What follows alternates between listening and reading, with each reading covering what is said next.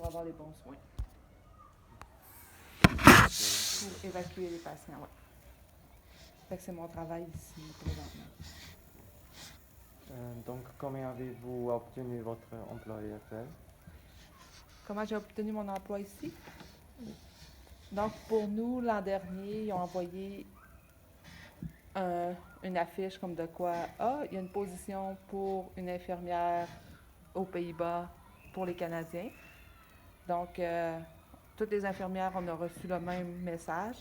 Donc, on a appliqué.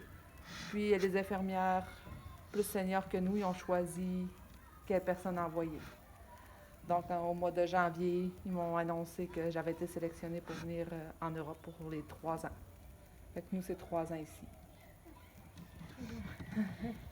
Et quelles sont les qualifications requises pour votre emploi?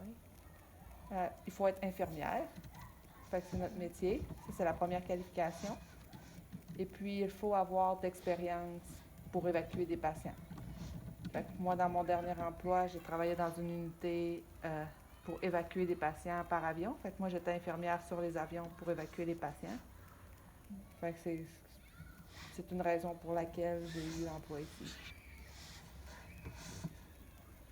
Quelle formation est requise pour cet emploi? Est-ce que tu peux redire quelle formation? Quelle formation? Formation est requise? Oui, est requis pour cet emploi. C'est un peu la même chose que je lui disais. C'est infirmière. Il faut être qualifié infirmière pour avoir cet emploi. Il fallait être canadienne et il fallait avoir le grade de major aussi. Parce que nous, dans l'armée, ça fonctionne avec des rangs. Il fallait avoir le rang de major pour pouvoir appliquer. Puis, il fallait avoir de l'expérience avec l'évacuation des patients. Depuis combien de temps occupez-vous cet emploi? Je viens juste d'arriver ici aux Pays-Bas. Fait que je suis arrivée en juillet. Donc, ça fait 4 mois présentement que je fais cet emploi-là. Mais comme infirmière au sein des Forces canadiennes, ça fait 15 ans. Et quel est le salaire habituel pour les employés dans votre activité? Le salaire habituel? Oui. Combien d'argent? Oui. Ça, en canadien. Je ne sais pas, vous travaillez en européen ou en européen? C'est 80 000 € probablement par année. Pour 120 000 Canadiens par année. Quel faites-vous en moyen par jour dans votre emploi? Qu'est-ce que vous faites à la jour?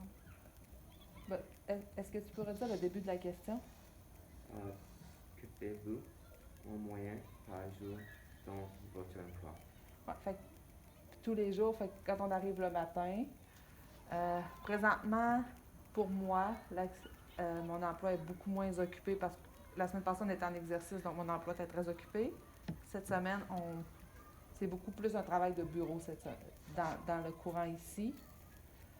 Fait que le matin, on arrive, on fait du travail de bureau. On se prépare en fonction de si on a besoin d'aller à quelque part pour que je puisse faire vraiment mon travail d'évacuer des patients. Puis on va au gym à tous les jours. Et puis c'est vraiment beaucoup un travail de bureau, des réunions, beaucoup de réunions. Et fait que c'est notre horaire de travail à tous les jours. Si je vais trop vite, dites-le moi. Là. Si je parle trop vite ou si ça va trop vite, il y a des choses que vous ne comprenez pas, gênez-vous pas. OK? Donc, avec quel type de personnes travaillez-vous ou aidez-vous? Oui, dans notre section médicale, on est 5 personnes. Fait qu'il y a un technicien médical. Il y a moi qui s'occupe de l'évacuation des patients. Fait que nous deux, on est la cellule d'évacuation des patients. Ensuite, on a un administrateur des services de santé que lui s'occupe de la planification médicale, de tout ce qui est, c'est quoi en français, de l'approvisionnement quand on a besoin d'articles médicaux, c'est lui qui est en charge. Ensuite, on a une vétérinaire qui s'occupe de toute la médecine préventive, s'assurer que les gens ne soient pas malades avant, que quand on va quelque part, que l'eau est potable. Fait qu'elle, elle s'occupe de ça. Puis, on a un médecin avec nous qui s'occupe de tous les conseils médicaux au sein de notre unité. Fait que c'est les personnes avec lesquelles je travaille à tous les jours. Et puis, on est toutes des personnes de différentes nations qui travaillent ensemble. C'est très loin de l'Europe, de Ouais. la base ici. Oui, ici, vous êtes habitués. Et nous avons appris un peu de la sécurité au travail. Est-ce qu'il y a un droit de refus dans votre travail? Donc, au sein des Forces canadiennes, pas officiellement. Le droit de refus, nous, on ne peut pas refuser, par exemple, de dire je ne veux pas aller en déploiement. Parce que si on porte l'uniforme, c'est parce qu'on veut respecter les droits du pays. Il y en existe quelques-uns des fois pour refuser, mais c'est très, très rare. Y a-t-il des dangers possibles dans votre travail? Les dangers, ici, quand on est ici aux Pays-Bas, dans notre travail de tous les jours, les dangers sont minimes. Mais quand on déploie, ben, ça dépend toujours si on s'en va dans une mission de conflit ou une mission de paix, ou dépendant de ce qu'on va faire en mission, en fait. Fait que le risque devient des fois un peu plus grand. Mais sinon, c'est pas le risque de tous les jours, c'est beaucoup du travail de bureau. Donc, les risques sont minimes. Existe-t-il des emplois similaires, civils et par de l'armée? Oui, fait que mon emploi, je suis chanceuse, j'ai un emploi infirmière, il y en a dans toutes les au civil. Donc, puis il y a aussi avec les aéroports, parce que les civils aussi, des fois, on a besoin de transférer des patients. Fait qu'il y a des personnes au civil qui font mon emploi pour s'assurer du transfert adéquat des patients entre les hôpitaux. Ou, par exemple, il y a un gros accident, puis il y a un hélicoptère qui doit aller chercher le patient. Bien, il y a certains gens qui coordonnent tout ça pour l'emmener au bon hôpital pour avoir les bons soins. Donc, mon emploi se transpose demain matin. J'enlève mon uniforme, puis je peux aller travailler dans un hôpital civil ou faire mon emploi au civil également. Pourquoi est-ce que vous travaillez en armée et n'est pas civil? Premièrement, quand j'étais plus jeune, quand j'avais 16 ans, j'ai décidé de joindre la réserve navale, donc l'armée, mais pour les réservistes. Au Canada, on a les réservistes, donc c'est un emploi à temps partiel.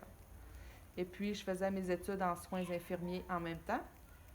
Et puis, quand j'ai terminé mes études, ben, je ne pouvais plus faire les deux. Fait que j'ai dit, qu'est-ce que je peux faire? Parce que j'adorais mes deux emplois. Fait que j'ai dit, OK, pourquoi pas faire infirmière dans les Forces canadiennes? Ah oui. Puis, j'ai transféré pour combiner les deux, pour faire un emploi. Puis, j'ai toujours rêvé d'aller dans le monde, voyager dans le monde. Oui, je suis Fait dans le monde. c'est Mon, très mon beau. métier m'a permis de voyager. Parce qu'avant de venir ici, j'étais infirmière de vol. Donc, j'allais chercher des patients partout dans le monde pour les ramener au Canada. Des soldats blessés, j'allais les chercher partout dans le monde. Fait que j'ai visité beaucoup de places dans le monde, Oui. dû à mon emploi. Quels sont les avantages de votre travail? Les avantages. Ben, je rencontre beaucoup de gens. Fait que l'avantage de mon travail, c'est que, j'adore qu'est-ce que je fais.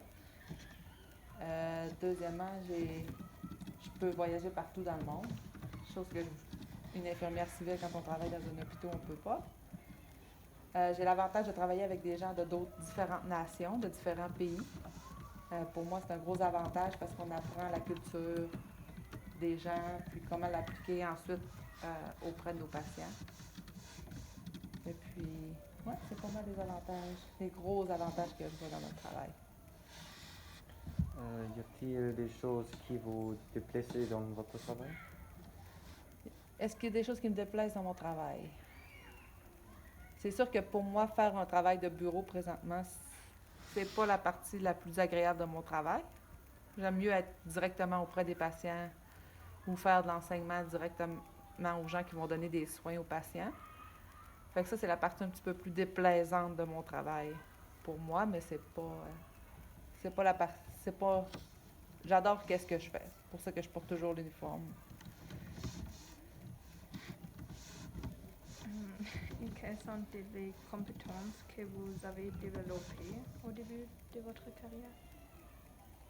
Au début de ma carrière, au début, j'ai appris à être un soldat. Quand on a... Fait que c'est des choses que moi, je faisais pas, tu sais, en tant qu'infirmière. C'est des choses qu'on fait pas tous les jours. Fait qu'on a appris à manier des armes, on a appris à faire de l'entraînement physique beaucoup plus. Fait que j'ai tout acquis les qualifications d'un militaire. Fait que ça, c'est les compétences que j'ai acquis au début. Ensuite, quand j'ai commencé comme infirmière, pour nous, c'était dans mon métier, je devais aller donner des soins aux patients dans différents départements. Donc, j'ai pris soin de patients en orthopédie pour apprendre à donner des soins avec des gens avec des os brisés. Ensuite, je suis allée en cardiologie pour aider les gens avec des problèmes de cœur. Ensuite, j'ai fait une rotation. On fait la pédiatrie pour apprendre à travailler avec les enfants. Parce que dans les forces, si on va dans une mission humanitaire, on peut avoir besoin de donner des soins à tous ces gens-là. Donc, c'est toutes les compétences qu'on a acquises au début de notre carrière. Alors, est-ce que vous avez fait une étude pour le travail? Une? Étude? Studium? C'est comme un lycée. Étudier. Ah, Après le étudier, lycée. est-ce que j'ai... Oui, donc je suis allée à l'université Oui. pour faire mon baccalauréat en sciences infirmières. Puis avant, j'avais fait ça pour infirmière au Québec. On a une technique de 3 ans Oui. pour devenir infirmière technicienne. Ensuite, j'ai fait un autre 2 ans d'université pour avoir mon degré pour pouvoir être infirmière dans les forces canadiennes. Et puis, à la fin de toutes mes études, j'ai dû faire un examen pour avoir le droit de pratiquer. Oui. Fait que Très bien, je pense que c'est c'est un gros sont tous processus. Oui, Donc, on peut prendre une photo en souvenir avec. Ah, ben oui, avec vous. Oui, pas de problème.